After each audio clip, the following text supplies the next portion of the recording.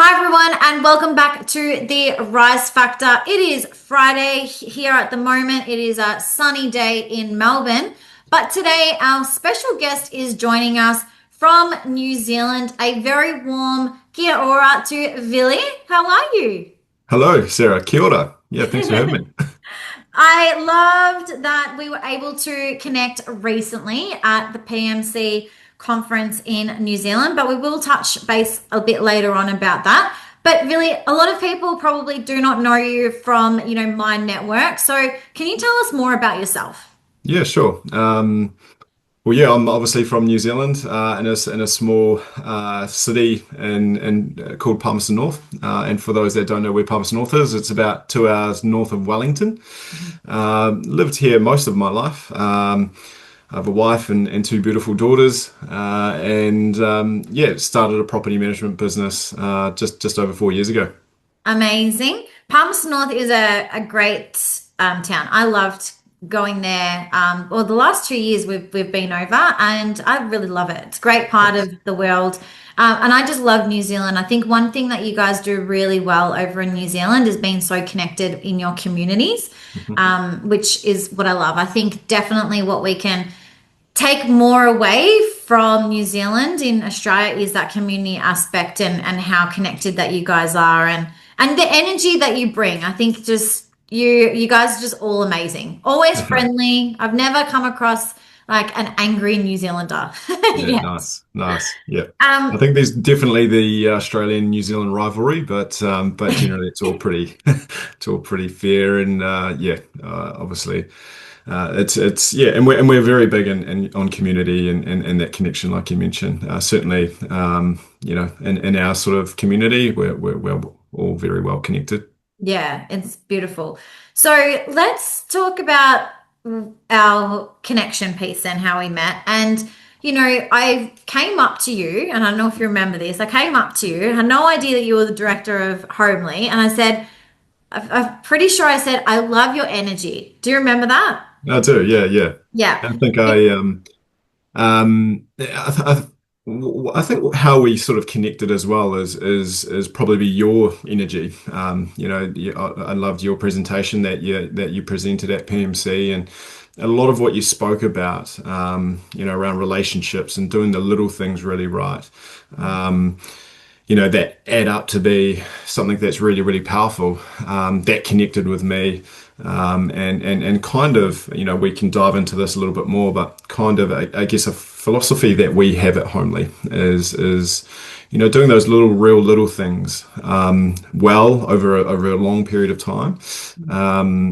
Add up to become something pretty powerful. So I loved your presentation, and certainly I do remember you coming up to me afterwards and we connecting over that, and I think I mentioned, we've got to stay connected and catch up more, and we have been, and look, here we are now. Yeah, here we are now.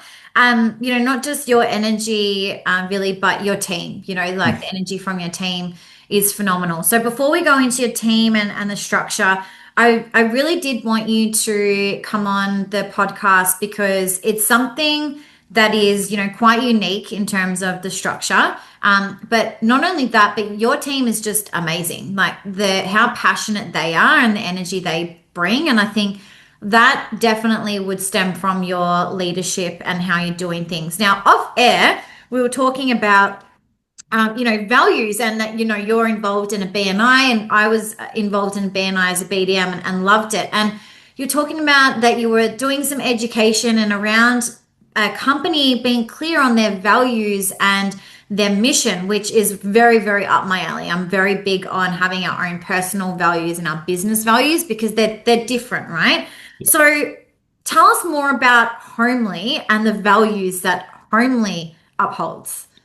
Yeah, well, I mean, like you mentioned, the interactions that you've had with my team and how passionate they are. That's one of our key, 5 key values is passion and enjoying what you do.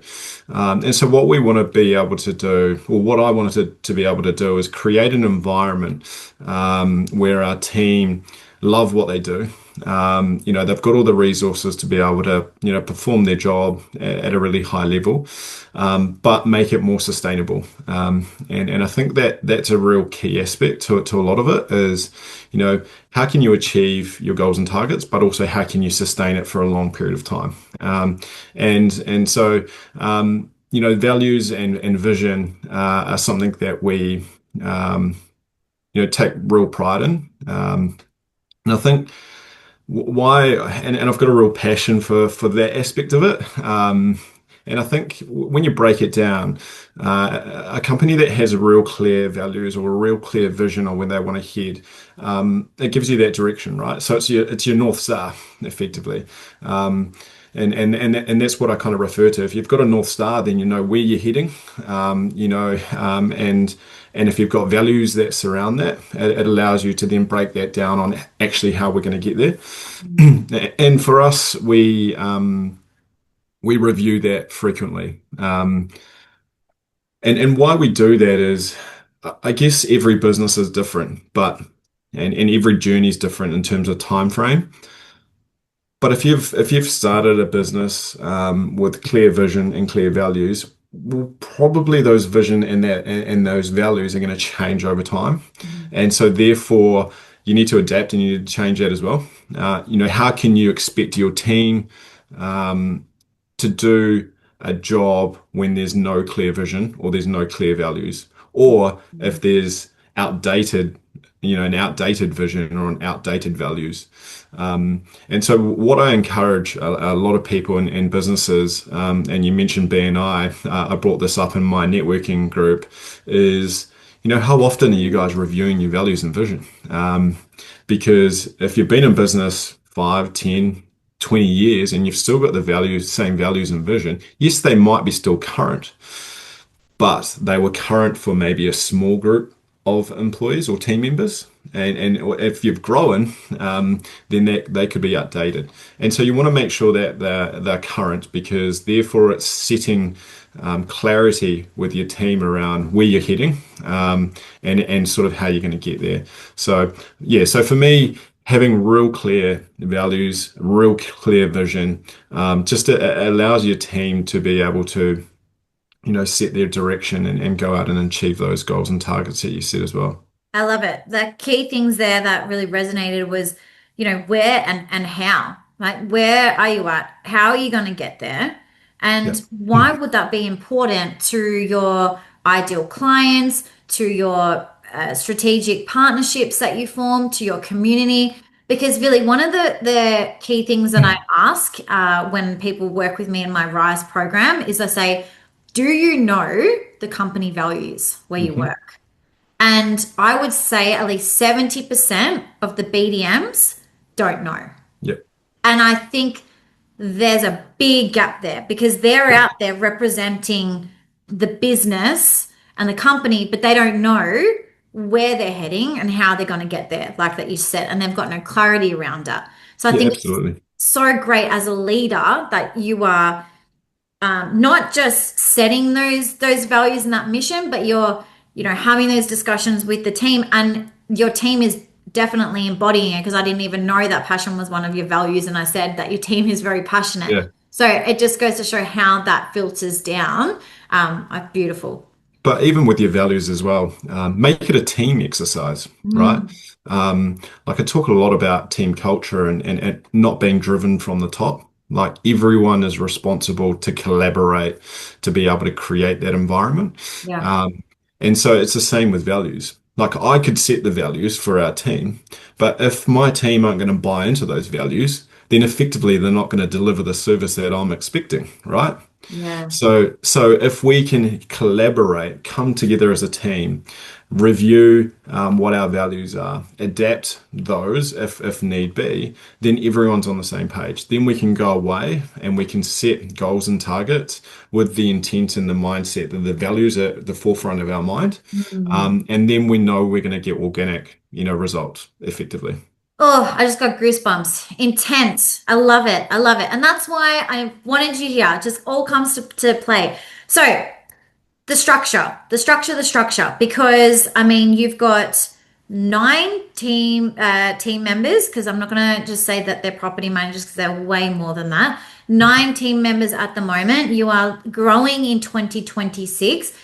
Tell us more about the unique structure that you have within the business. Yeah, sure. If I go right back to when I started the business, Please, yeah. um, I always had this vision of why can't a property manager have more flexibility, more personal development and progression, and actually the ability to earn more income. And it worked for a real estate company, and obviously being in the real estate industry, you know a few people. Um, and I've always thought that the sales side, so sales agents, they go out, they build their own portfolios in terms of client base or databases. They're out hunting and hustling for new business. Mhm. They kind of work flexible hours. They can sort of go here and do networking and sign up clients, and also they're earning commission. So their income, varies depending on the hard work they put in. And when I started Homely, I really wanted to sort of adapt that model into property management somehow. And it was pretty clear right from the start, a contractor model was going to be the best way to go about that. And the reason why was pretty much to cover off, majority of those aspects that I just mentioned earlier, Mhm. giving property managers the flexibility to work whenever, wherever. Property management has moved so quickly. It's not just a bums on seat, job anymore. You're out majority of the time, either doing inspections, viewings, ingoings, entries, plus, potentially signing up new business or networking and things like that. So actually being in front of in front of your computer, majority of the time, you shouldn't be doing that. Yeah. And a lot of the work that I've found is you can actually work from home. And if COVID taught us anything, being in your own environment, having flexible working hours, you're actually far more productive. Less distractions, less disruptions. You can probably get an hour's worth of work when, technically in an office it might take you an hour and a half, 2 hours. You Yeah. compound that over a week and over a month, you're saving yourself so much more time. Yeah. Um, and so, but then also in my mind, I'm like, well, how can we pay our property managers more? Um, the average, I'm not sure what it's like in Australia, Sarah, but there's always been a bit of a stigma that, after a year or 18 months was generally the the sort of trigger time frame that a property manager um, would burn out and leave the industry. If you got through 18 months, you're doing pretty well. Yeah. And so when I entered the industry and got through the 18 months, so everyone was sort of celebrating, like you've done it, like, you haven't burnt out and you haven't left like multiple other peoples that have sort of gone before you. Um, and for me, that just didn't quite seem right. And that was always something that, starting a business, I wanted to really focus on. How can we create a working environment where people enjoy what they do, they have the flexibility, they're more productive, they're incentivized by pay structure, and they have a manageable workload as well. So being able to, build your own portfolio, earn commission off your portfolio, work from home whenever you want, work wherever you like a lot of our team, I spoke to a couple of the team members earlier and, they might be heading off early to go away for the weekend. They'll take their laptop with them and do a bit of work while they're away, but that makes them feel happy and so it balances everything out. Mhm. And so yeah, we've effectively implemented that model right from the get-go.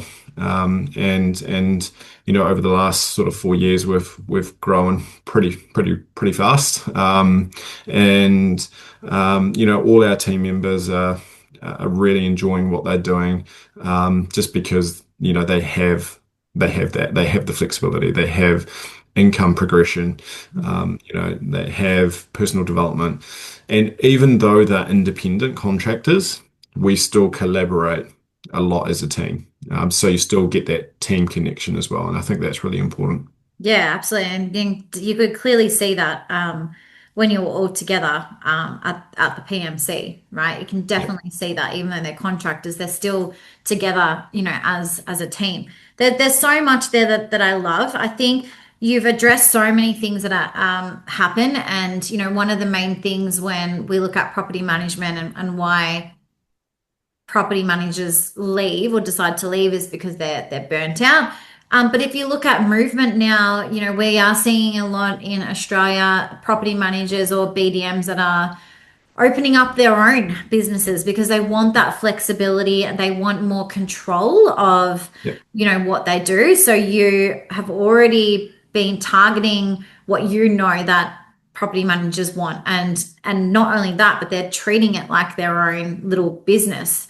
absolutely. I did a podcast recently and it was talking about why I think more BDMs and property managers deserve a seat at the table. And that seat at the table was either having like partnership or shares or equity in a business, because at the end of the day, they are the ones either going out and building, that asset, or helping retain that asset, which is worth a lot of money for directors. So I think it's great that model. So any directors that are listening, and Villi, if you are happy to chat, like please reach out and have a chat. If Absolutely. you're curious about that model in more detail. And also, I think it's property managers or BDMs, if you're listening, it's if you're curious, have the conversation with your director. There's no reason why you can't just start that conversation and see where it goes. Even if it's out of curiosity or you want to explore it, I think we can have that confidence to back ourselves, and I think it's a great thing if you have one of your team members coming to you and be like, hey, can we chat about the longevity of me being at this business? Would you agree with that? Absolutely. If anyone, I think people, look, people are motivated by different things. And there are definitely going to be some people that, want a little bit more or want clear pathways or progression into something else. Mhm. And I think businesses need to adapt. And look at ways of retaining staff. I mean, any business who loses a real key staff member, it leaves a hole. And so, that's time, it's money. And and so you balance that out with actually if I'm able to create something here or adapt or put a new pathway in play to retain that person for longer, it's going to be far more beneficial for me as a business owner than actually putting up barriers and saying, sorry, that's not us.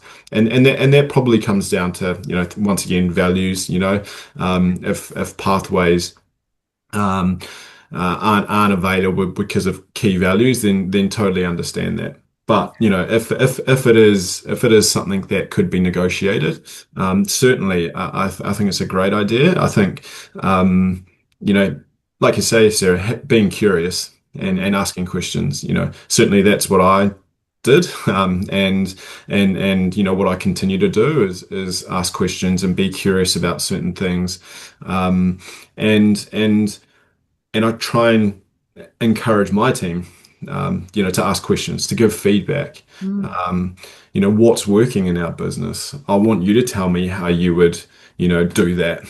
Instead Yeah. of me making the calls all the time, Yeah. it's really trying to encourage our team members to make those decisions, or at least to come up with ideas around how we can do things differently, because that moves our dial in a direction that's far more positive than if we just had a mindset of, this is how we've always done it. Yeah, I love it. I love it. I love it so much. So, what do you think, without giving like all your secrets away, because we definitely will still want to hold some things close to our chest, what would be like one thing that you believe you're doing things differently than, I suppose, a standard or traditional real estate company or property management company would be? Yeah, I think my huge passion as I guess a leader is my team. So I invest a lot of time, energy, resources into my team. Mhm. Um, and I guess it's like I said in the presentation I did at PMC, I showed a slide of Richard Branson, and he said, if you empower your team will organically take care of your clients. And I'm a huge believer in that. And I think if you set your team up really, really well, with all the resources, all the skills, all the support and ongoing training, they will deliver results for you. You don't need to do anything else. What you're there to do is just to support them and allow them to sort of flourish. And so what I would encourage business owners to do is not hold back people, actually give them the opportunity to, one, make really critical decisions, two, come up with ideas on how to do things differently or better, and three, just give them space, and allow them to be able to think on their feet and come to you and challenge you, because that's how I feel like we are able to move forward a lot quicker. Like some Yeah. of the decisions we've made this year have come from feedback from our team who have said, like if only we've got this, or if only we could change an aspect on our website, it'll be so much easier for us in the Mm, long run. Now, for me, that wasn't a priority. That was a blind spot for me to think of those little things. yeah. But getting that feedback, I'm now like, okay, well, it's a no-brainer. Let's get that sorted and Yeah. move it on. And all of a sudden, the way that they're doing their tasks or the way that they are able to deal with their clients is a lot more efficient. And so it just makes complete sense. And so what I would encourage business owners or even team leaders, there could be team leaders or operations managers out there, is how often are you asking your team members for critical feedback?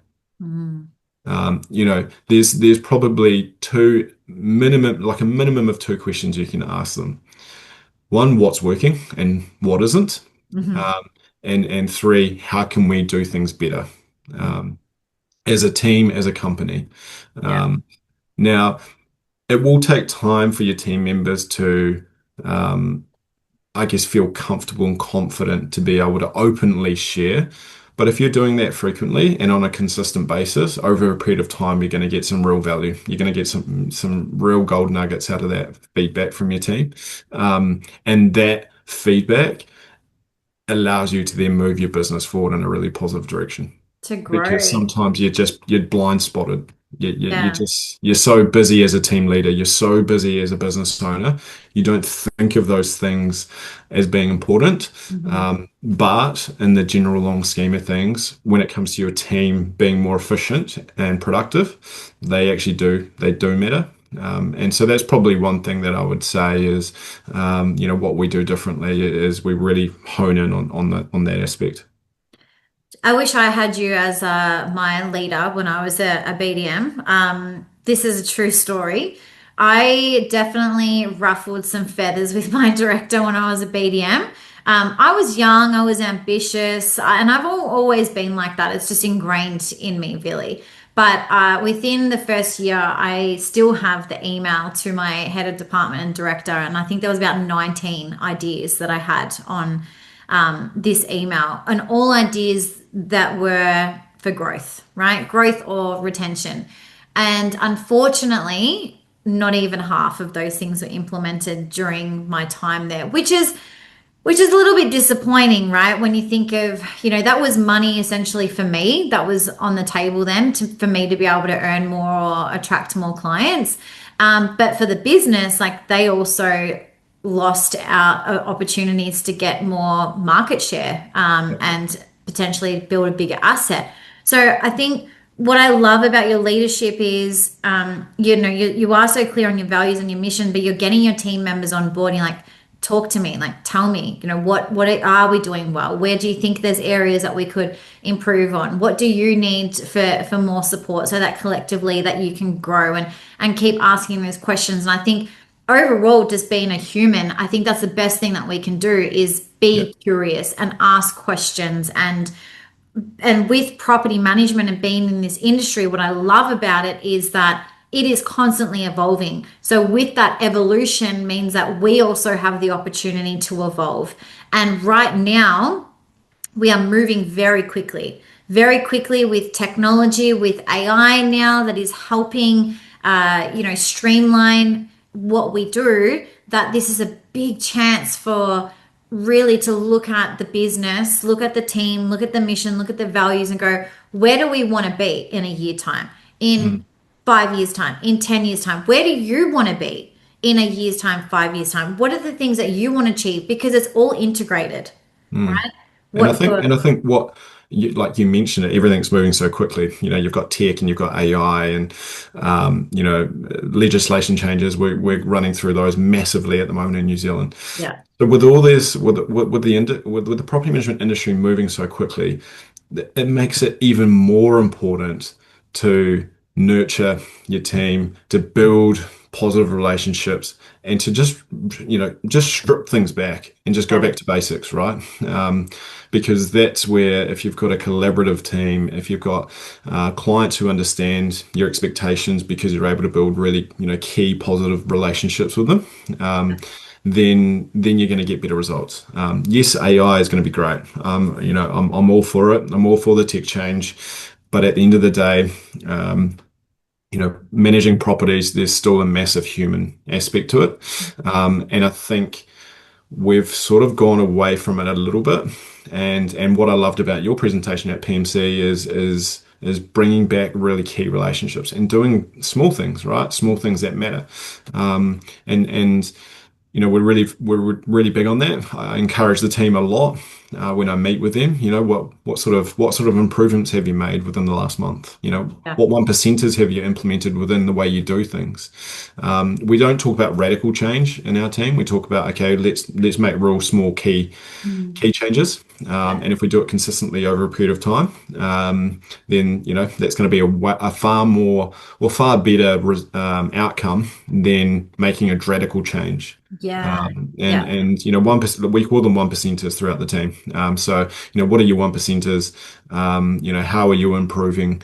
And over time that compounds and effectively where your business was at the start of the year to where it is in 12 months. If you follow that sort of mindset, miles difference, for sure. Yeah. huge improvement.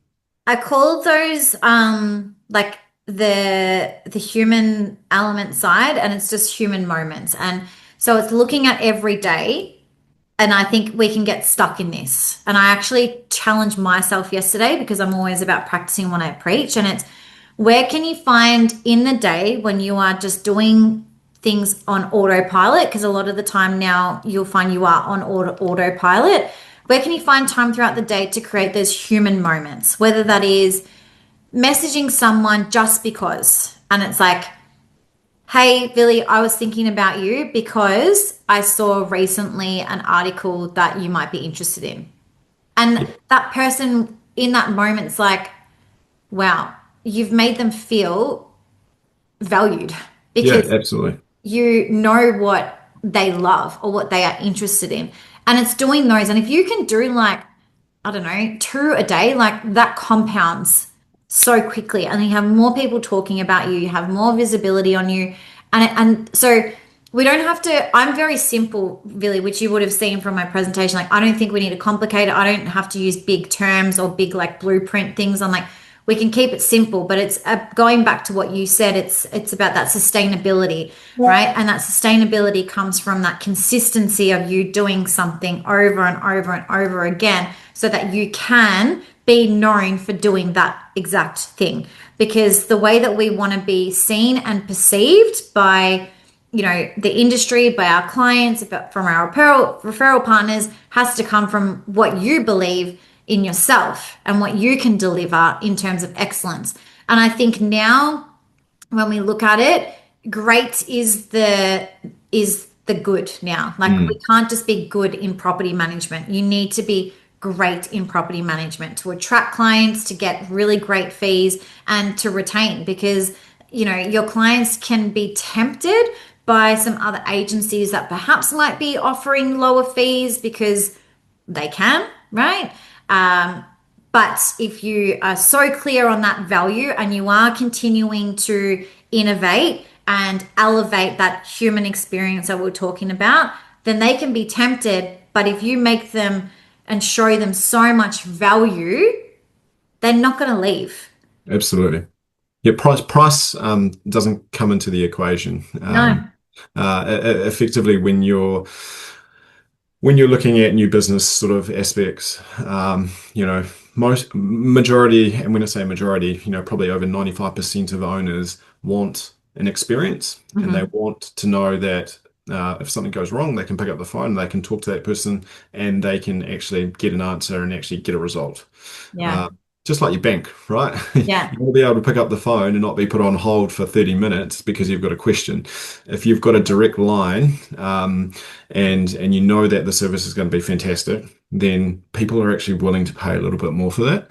Um, Yes. and so we do a lot of training around that with our team, adding value, not signing up properties just for the sake of it. We're very quality over quantity mindset sort of business. And because our team members, so all of our independent property managers, they build their own portfolios. They have control over which properties and which clients come into their portfolio. Mm. So effectively, they're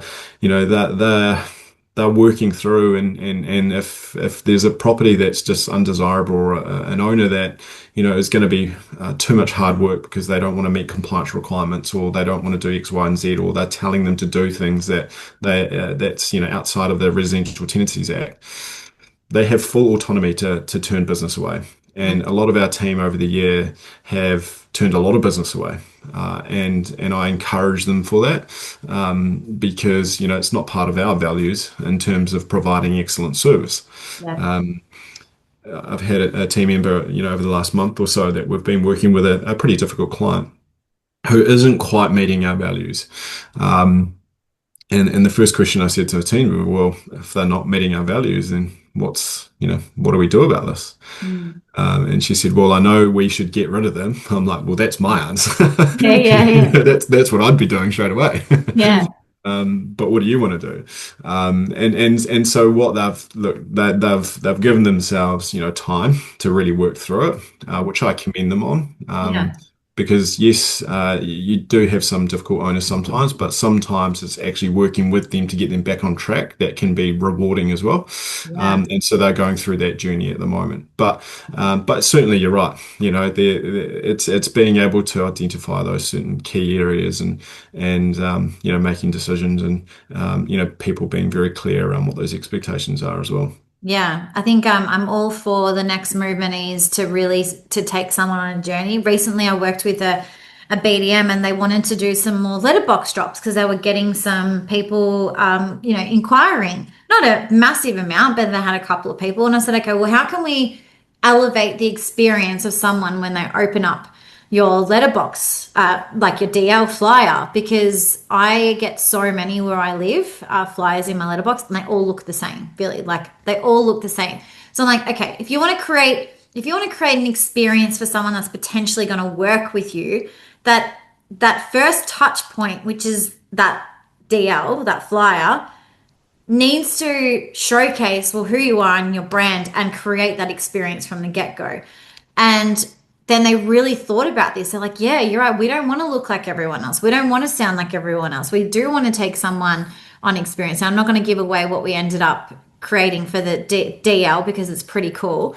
But it's just simple things like that. Just being really clear on when people interact with you and your business, how do you want them to feel? How do you want to be perceived? And how can you actually take them on a journey? Because that's where we're going in property Yep. management. We don't want to be, you know, a zebra in a herd of zebras. We want to be the lion in a herd of zebras, standing out. That's how I visualize it. We want to stand out. We want to make some noise. And I think we really have to start thinking differently and getting really good at those one percenters or those human moments every day, Yep. to really elevate the experience from our clients, which you're done so well at doing that. So let's do a little bit of a recap on the PMC because that's where we met. Would love to know, like, what did you love about the PMC conference? I think any conference is just getting people within your industry together and connecting. I love just walking around the room and catching up with old faces and connecting with new ones. I love the ability to connect with suppliers and some businesses that we collaborate with. But then also speakers that come in from all over the show like yourself and Natalie South. That give you that 1% motivation to actually think about things differently, sort of Mm. almost challenge the way you do things. Um, there was obviously a lot of tech. I'm very keen and interested on tech, so I think the opening keynote speaker talked about AI and how that's traveling. So that was really really cool. Oh, Dr. Sarah Bell. Yeah, Yep. yes, Dr. Siravel, that was fantastic. I really enjoyed that. Obviously, really good friends with Dave Faulkner. Yeah. So it's great to catch up with David, and just I guess being able to pull it all together for him was Mm, was a huge success. for sure. Um, but yeah, I think just being there and connecting and catching up with people was fantastic, and Yeah. and and just taking away little key. Um, Gold nuggets, like from yourself and a lot of our team members, connected around what you spoke about, Sarah, around, just doing little things like a handwritten card to your client. How hard is that? Yeah, And yeah. it's been a talk on our team chat around, what should we get our clients this year for Christmas? Christmas. Um, Yeah. and and it's not about like the gift itself, Mm. a handwritten card makes Yeah. all the difference.